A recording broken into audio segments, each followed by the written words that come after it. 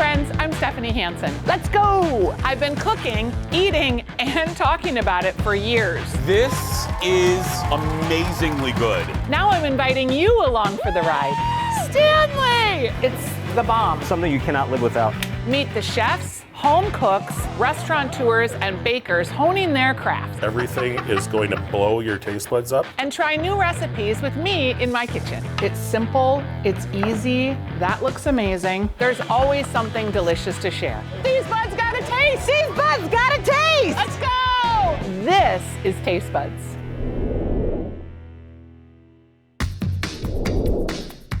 Taste Buds! It's the cast iron cooking episode. I'm obsessed with cast iron, and I know a lot of you like it too, but people get real worried about how to treat the pans, how to clean the pans. So we're gonna demystify cast iron in this episode.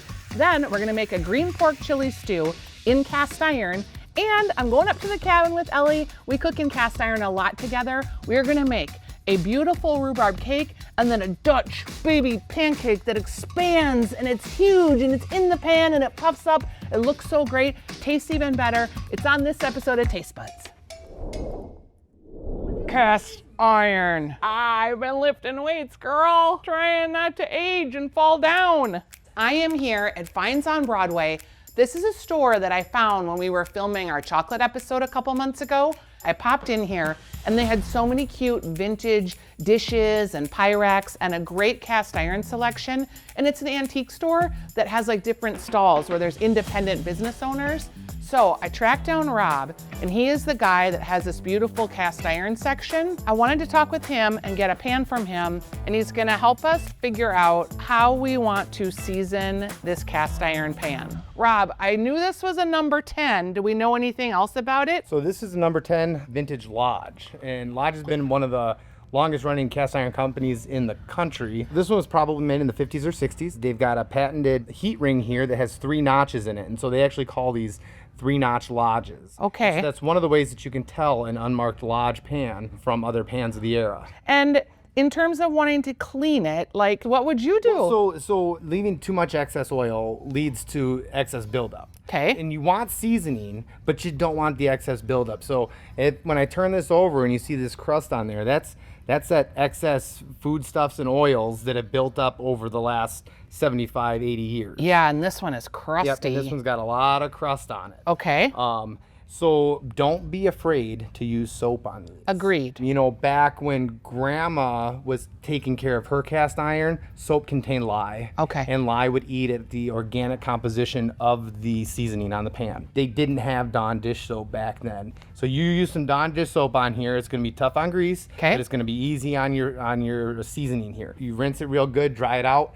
You put your oil on there, but then you wipe it as dry as you can before you put it in the oven. This cast iron is tough. Okay, tougher than durable, we think. And I mean, and it's been around longer than I have, and it's gonna be around a lot longer than I'm gonna be. All right. It's really hard to hurt these beyond repair. Cast iron muscles. All right, Rob, I'm gonna take this pan. I'm gonna try to clean it up. I'm gonna make a green chili pork stew. Yeah, maybe I'll bring you some. Thanks, Rob. Yeah. All right, Taste Buds, we are back at my house after leaving the store with Rob's pan, and now I'm having to clean it. Look at this one. Can I just brag? This is like my beautiful Dutch oven. It looks so good. And Kurt's mom's mom, and she lived to be 106. This is her Wagner 8-inch chicken fryer. It's so loved. She fried chicken in here, apparently a lot. It's one of my prized possessions. Okay, we are going to try to get Rob's pan cleaned up. I've got a scrubby. I'm just scrubbing it with the dishwashing soap and my scrubby, trying to break up all the little food particles and the old oil that's on there.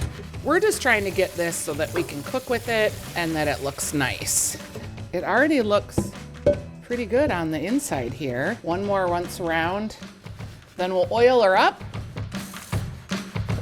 I feel like she's looking pretty good. So I'm gonna put about a tablespoon of oil in. I'm gonna really rub this in and make it almost dry if I can before putting it in the oven. You wanna oil all the surfaces, both inside and out. All right, I feel like that looks pretty good. It's shiny, it's coated, but it's not like dripping with oil. She's so heavy, my arm is like, bah! We're at 490 degrees. We're gonna leave it in the oven for an hour. All right, it's the moment of triumph. But look at that. She looks really good. I'm impressed with myself. It's shiny. This is our junky side, but still looks better than when we started. And really, all we care about is this magic. That's not so hard, you guys. And these pans are gonna last you forever. We're just rinsing out and washing the residual oil from the curing process. You don't have to get too fussy about it. Okay, we're gonna dry it out. Part of keeping your cast iron pan good is making sure that you're drying it out between use and you don't leave any water on there to rust. I feel like we are ready to make green pork chili stew. Have you ever cooked with tomatillos before? They look like green tomatoes, and in fact, that is kind of how they taste. They're a little acidic, they've got a little limey hint to them. So the first thing we're gonna do is we are going to broil our tomatillos and our poblano pepper. We're gonna just put our pepper on there just like that, and we're gonna put it under the broiler. All right, in the oven you go, friends. Broil, broil. All right. We've got some broilage. I'm gonna put the poblano pepper inside this glass vessel. So we'll just let that set up and steam for a minute. So while our poblano is steaming, I'm just gonna lift up my little sheet tray here. Ooh, this is kind of high. Don't do this at home. Ooh, I don't want to lose a one. Okay, come on, friend. Now I'm gonna just take my little poblano pepper here, rubbity rub rub. See how it's wrinkly? So I can just pull the skins right off. And the skins aren't gonna hurt you, but you know, you don't want someone eating their delicious stew and then being like, oh, I got a little hunk of skin here. Okay, you don't have to get like too obsessed or anything. A few seeds aren't gonna kill anybody because they'll blend up. So here's our poblano going inside. We are also gonna add salt, about 2 teaspoons, and our Worcestershire sauce. We have a cup of cilantro. Make sure that you use the stems. There's no reason not to use the stems in something like this. They're a little tougher than the leaves, but you're blending it up. I've got lime juice. I'm gonna use a whole lime because who even knows what kind of juice we're gonna get out of there. I'm just gonna get it going a little bit.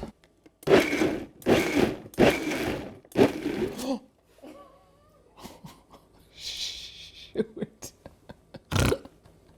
Well, I forgot to tell you, when you're dealing with hot liquids, you want to make sure that you vent the top. Oh, I just made an absolute gigantic mess. I just made an absolute gigantic mess. You guys, I've done this more times than I even care to admit. All right, so.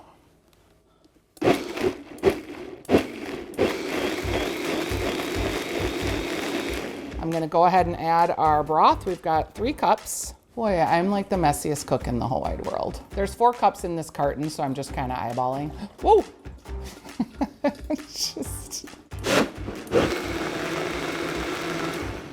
All right, just gonna set this aside a minute. We have our fancy, pretty pan, all shined up and ready to go.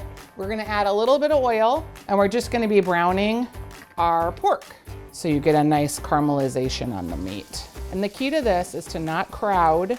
Hello there, little guys. Pork shoulder has all this white connective tissue that when it's in the oven for a long time, it breaks down and it gets super tender. While you're waiting for the pork to brown, you can do all kinds of weird things with your tongs. You can make them like castanets. You can go after people in your home, in the kitchen. You can go after your camera crew. I'm having a realization, and that is that I have 10 pounds of things to go into a 5-pound vessel. I also don't know if I have the right lid. I think what we're gonna do is we're gonna brown all the meat in this skillet, And then we're gonna put everything in this Dutch oven that has a lid so it can cook in the oven for 1.5 hours with the lid on it. Okay, taste buds, lobster hands here. Meat is done. Get all this meat in here. It is time for the onions. This is like one big onion. We're just gonna get a little bit of color on them.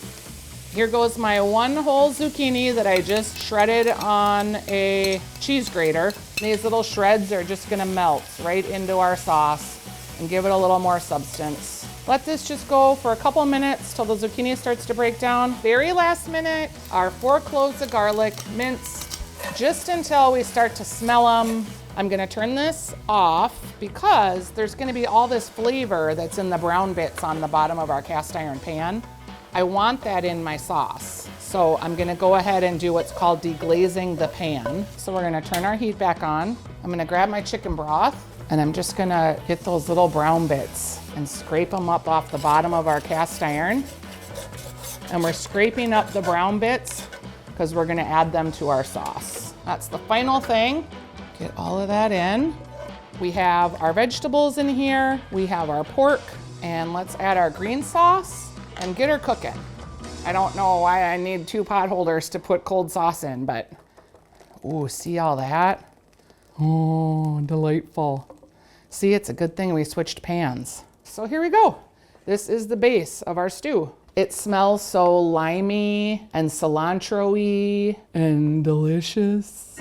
It is ready to go in the oven. I've turned the oven down to 350. It's gonna go in there for 90 minutes, 1 hour covered, 1/2 hour uncovered. See you, stew. Okay, taste buds, our green chili pork stew is ready. Let me grab it here. Ooh, hot. Ooh, very, very hot. Okay.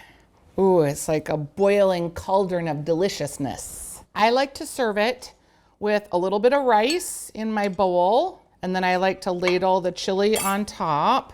Get a couple of nice chunkily hunks. I also like to put a little sour cream on it. Let's go in for our first bite. Our meat should be super tenderized. This is so warm and bright with the smell of the cilantro, the hit of the lime. The tomatillos are really delightful, and that pork shoulder is just fall apart tender. So good.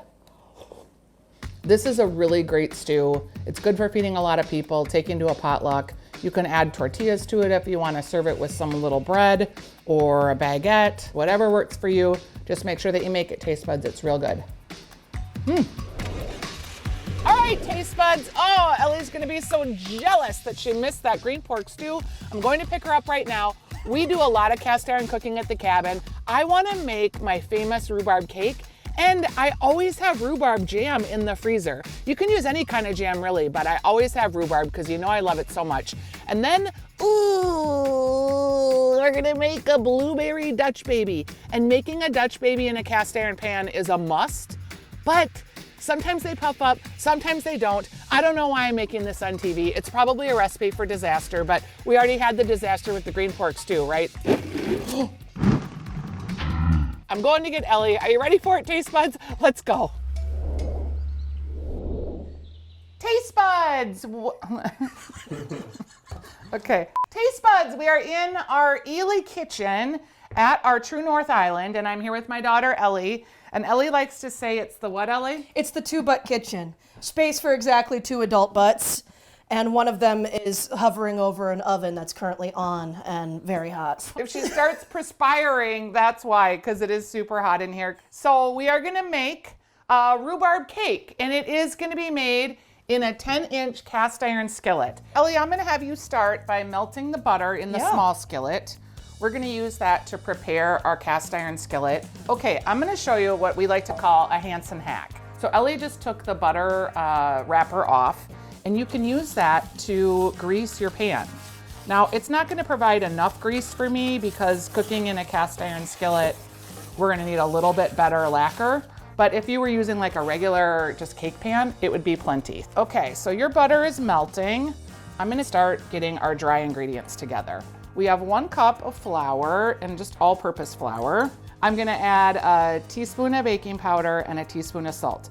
We're also gonna put in this cake a little bit of moisture, a half cup of half and half, kept half and half actually. It's very delicious. And then we're gonna use about 1/3 cup of sour cream. All the best cakes have sour cream in them. I think so too, Ellie, or buttermilk too. All right, Ellie, how is your butter coming? It looks just fully melted. You are going to use this pastry brush, Yeah. just enough to make sure that it's good and buttery on the sides and that the cake will come out easily. Get it all buttery, get it all buttery. Do you feel confident in the tap, tap, tapping? I think I can manage a tap. Cooking with your mom is sometimes no fun, I'll tell you that. I'm a control freak, would you say? You know what you want and you go for it, girl. Oh, cute. All right. Meanwhile, back at the ranch, I'm taking my half and half. I'm going to put my egg in there and mix up all the wet ingredients. Add my sour cream. There we go, plop, plop. Do you think that looks greasy enough? Yeah, it looks plenty greasy. Let's tap in the flour and just make sure that all of that is coated. I'm gonna micromanage you. Oh my Go God. like this, it's so much faster. So you're just gonna use a generous amount and just like literally tap, tap, tap all the way along. And then you're gonna have excess, right? And you're just gonna dump that out in the trash. Oh, apparently I wasn't confident enough in my tapping abilities. You were being a little too precious with it. I did feel like I didn't misunderstand the instructions. We're gonna take our dry ingredients, our wet ingredients, and add our butter to our wet ingredients. And we're just gonna whisk that in. We're going to also add granulated sugar and brown sugar, and we're just ready to get it all mixed in. Go ahead and fold away. One of the things with making cake is you don't wanna over mix it. So I'm gonna put about half of this in our prepared skillet, cast iron skillet. Ooh, yummy. From there, I'm going to take, this is about a tablespoon, and I'm going to dollop some of this rough jam into the top of our cake. Okay, yeah, she made the world's most terrifying smiley face. To that, I'm just gonna add the rest of the batter, and then I'm gonna show you how we're gonna swirl it together. I'll also say about cast iron, especially when it comes to cakes, is they hold heat really well, so you'll get a little bit more of a crispy edge than you would if you otherwise used a cake pan. Okay, so there you go. is So great we'll for look this for kind that of crispy cake. edge. What we're gonna be doing is just swirling that jam around in the batter. You want to mix the jam into the batter, but you wanna have differentiation. Nice ribbony swirls in Yes, Ellie. All right, I think it's ready to go in the oven. So we're going in at 25 degrees. there. That's not right. We're going in the oven at 400 degrees for 25 minutes. All right, let's do it. Yes. All right, Ellie, it's the moment of truth. Oh, and look at those crispy edges. Okay. I might have left it in there a skosh too long, but it looks really good. Yeah. So we've let the cake cool, and we're gonna have a piece here. This could be like a snack cake, or it could be a nice after dinner cake. Tart, moist. The half and half really adds a nice creamy and richness to it. Yeah, there's nothing wrong with that. That is a Buttery. breakfast cake. I know. I want it with a cup of coffee. Yes, kind of like a coffee cake vibes. Yeah. You could have it for dinner if you're having a moment. I've eaten a whole cake once. Oh, that's fine. I know. We've all done it. A little sad. From here, we're gonna make a Dutch baby pancake, which is, I know, it's kind of dramatic. It's a pancake that puffs up on the outside and has kind of an airier pancake texture, but then in the middle, it's got a crepe texture and it's eggy and custardy, but it's real nerve-wracking to make it because you can't look at it when it's in the oven, but hey, it's fun, risk-taking. We'll see. The first thing we're gonna do is put some butter in a pan, about 2 tablespoons, and we are going to put that in the oven so that the butter is melting and the pan is getting hot at the same time. Yeah, let's do it. Stick it in the oven and let's go. I'm going to, while Ellie is whisking up the 2 eggs and the half and half, I've got a half cup flour, I've got sugar, and a little bit of salt. Salt makes the world go round. It sure does, Ellie. Now I'm gonna add the dry. Okay. You don't have This good bowl is too cookware. small. It's We're too doing small. 30 seconds of whisking, because you really wanna get everything incorporated and all the lumps out of the flour. The next part's tricky. So I'm gonna take the pan out, Ellie, and we're gonna mush the butter around and make sure that it gets on all sides. And really lean that hot butter Yeah, towards your you child. know.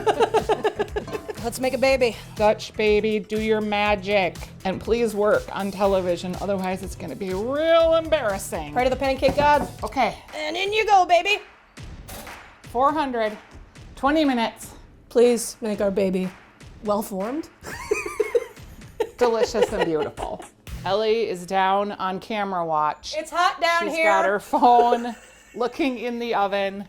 It's puffing up. It's looking good. I think we're in the safety zone. And even if it doesn't work, you guys, the pancake itself tastes amazing. It just doesn't have the wow factor. I think it's time. Let's deliver it. Let's Okay. deliver it. And voila. Look at it. It's so gorgeous. Oh my word. That could be like the best one I've ever made. 5 pounds, 8 ounces. Holy buckets, she's arrived. It's already deflating. We're gonna put a little powdered sugar on her. Luxurious. Good job, Ellie. It's beautiful. And you know, it deflates, but that's how it's supposed to. It's like a souffle. You know, you eat it right out of the oven. It's tasty, it's eggy, it's buttery. Okay, Ellie, I'm gonna have you do the syrup portion. Okay. Oof.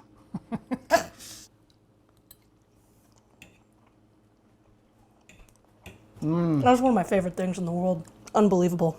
So good. If you like crepes, pancakes, anything like that, custard even, this will be perfect for you. So do you say crepe? Well, technically, I guess it's crepe, but you're not French. The French don't want us to say it like they do. I'll say it crepe, like a good old Minnesotan. Okay, crepes, Ellie. How you liking the crepe? Crepes, I do indeed like it, Stephanie. Oh, it's real delicious with that maple syrup. Ellie, it has been a delight. Thank you for making Dutch babies with me. Thanks for breakfast. Taste buds, this cast iron episode has really been a blast. We got to visit with Rob and learn how to take care of our pans. Also, we made a wide variety of things in the cast iron. I love to teach you the tools and the tricks that I love, and cast iron is really something that I love. I hope you'll try these recipes, taste buds. Thanks for watching, and we'll see you next week.